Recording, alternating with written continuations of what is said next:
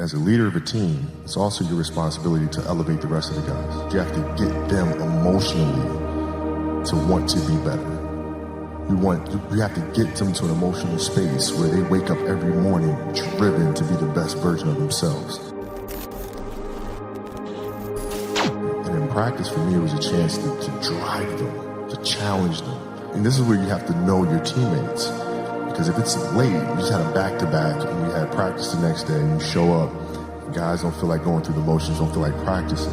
It's important to know each and every one of them individually, personally, because then you know what nerve to touch. And if practice is more intense and harder than a Game 7 will be, then a Game 7 will be easy. But if it's not, then that's when teams start folding and capitulating.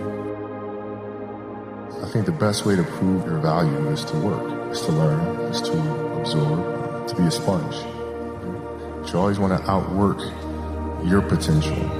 As hard as you believe you can work harder than that. And that's what I tried to do when I first came in the league. But basketball is such a direct competition sport. That competitive nature, the work ethic, and curiosity.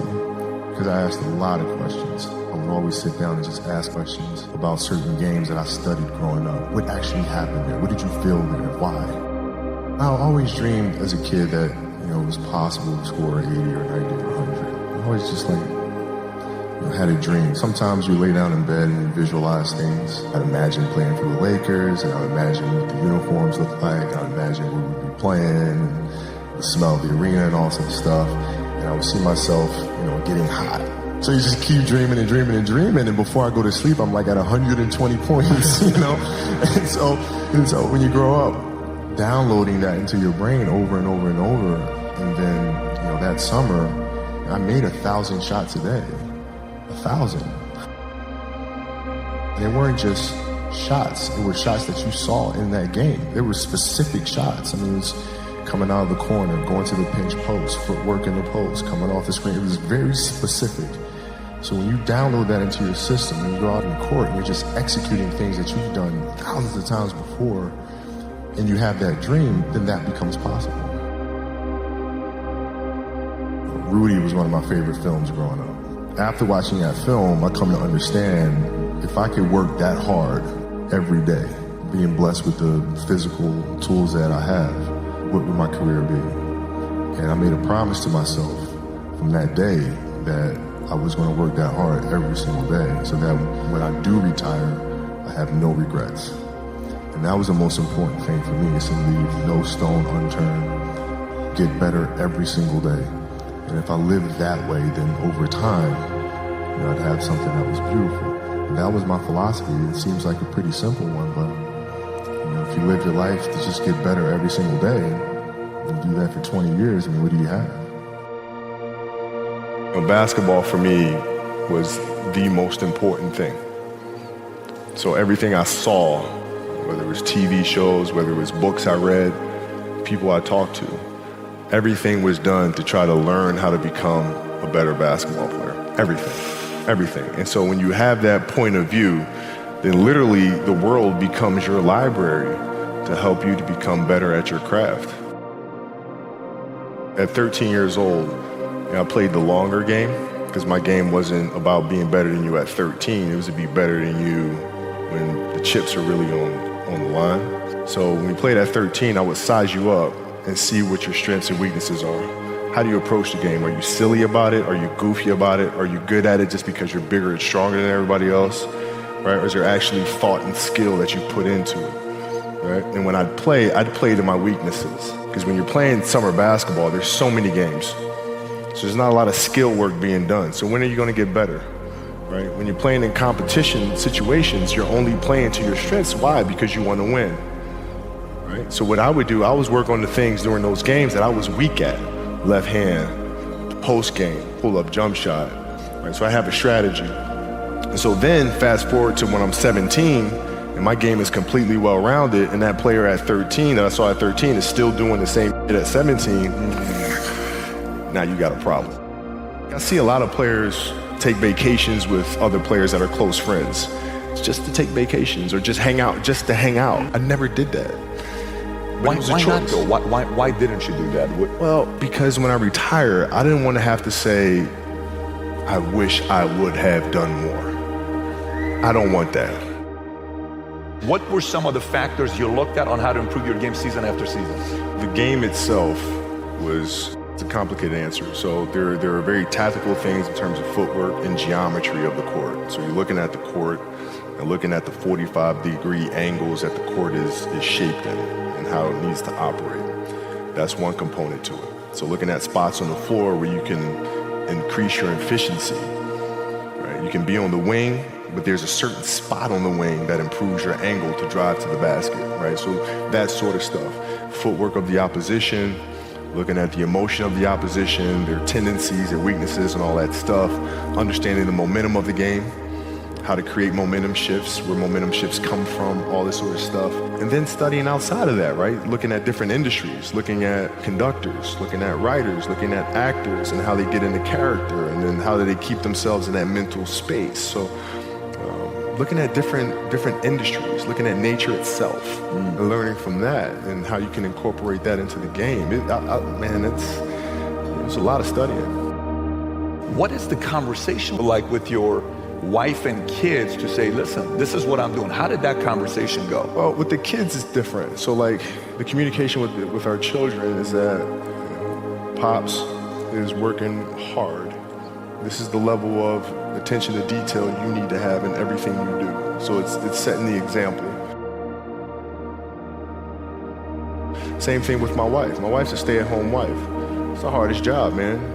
Right? So she works really hard at that. I mean, it's, and so her attention to detail with that as well are examples for our children. And then for my wife, it's, she's as competitive as I am. So she's just like, listen, man, if you're going to be out here training 8 hours a day, if you're going to spend 9 months out of the year away from your family, you better win the championship. But it's a balancing act. And that's the thing that's important, is understanding that we have to have so much energy. Because for like Natalia and Gianna when they were babies, especially Natalia because she was doing prime years, and I go to practice and I'd train and I'd play the game and I'd come home and I'd be sore and I'd be tired. And she wants to go swimming, she wants me to take her to the park, she wants to just jump on my back or whatever the case may be. You can't say, I'm too tired, I'm going to lay down. That's not fair. She don't know what the hell's going on, right? And if this was a game, you'd suck it up and play. I play games with the flu. I play games with 102-degree fever, man. Powerful. You can't do that. That is so powerful. Right? You got to be on, man. Like sometimes I'd fly back. Like I'd play a game to not miss my daughter's birthday. I'd fly back, be there for her birthday, and then fly back with the team just to make sure I don't miss anything. You got to lead by example.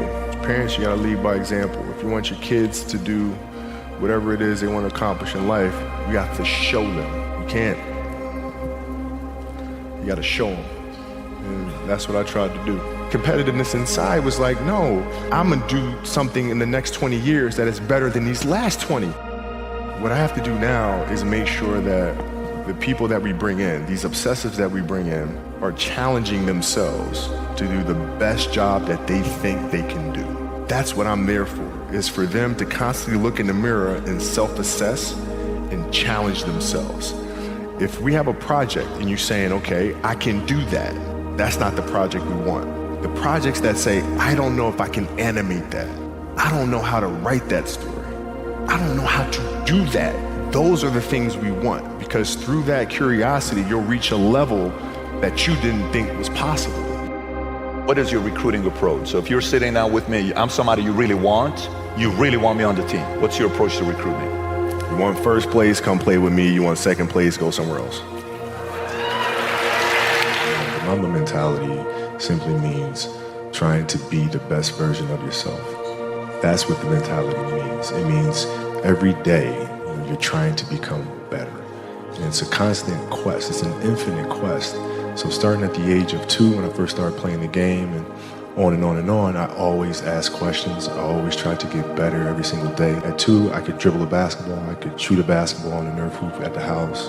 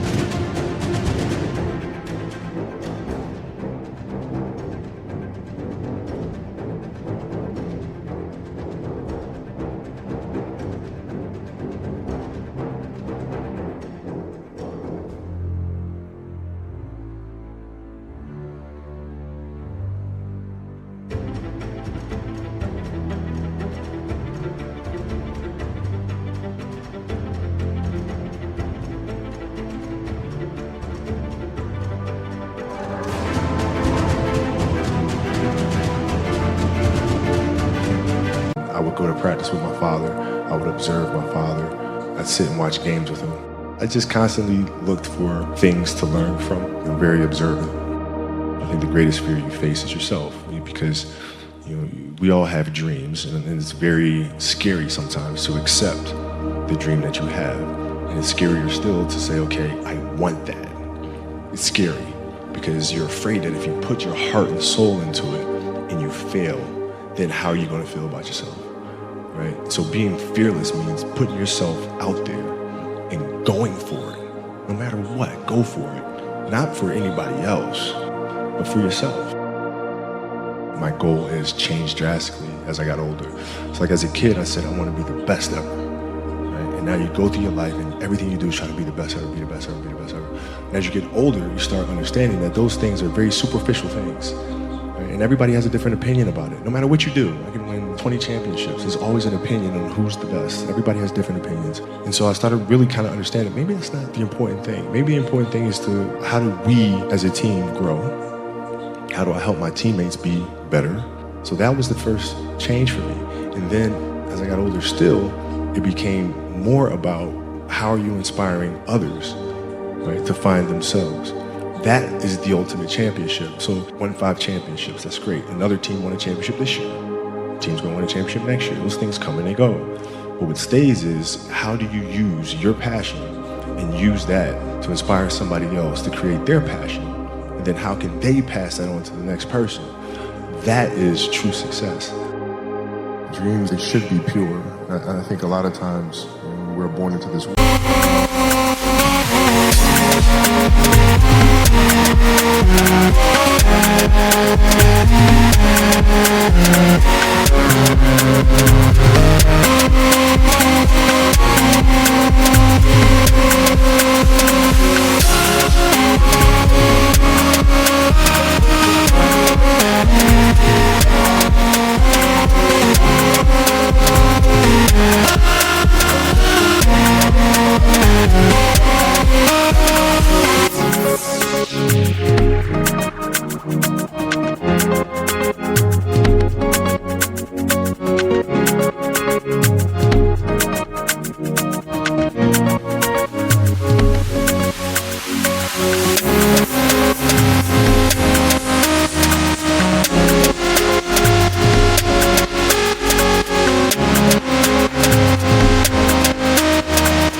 Actually wind up going backwards. And it seems like the more we mature, the more responsible our dreams become, and the more governors we put on ourselves and our ability to dream.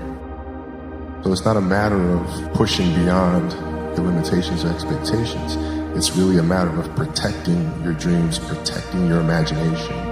That's really the key. And when you do that, then the world just seems limitless.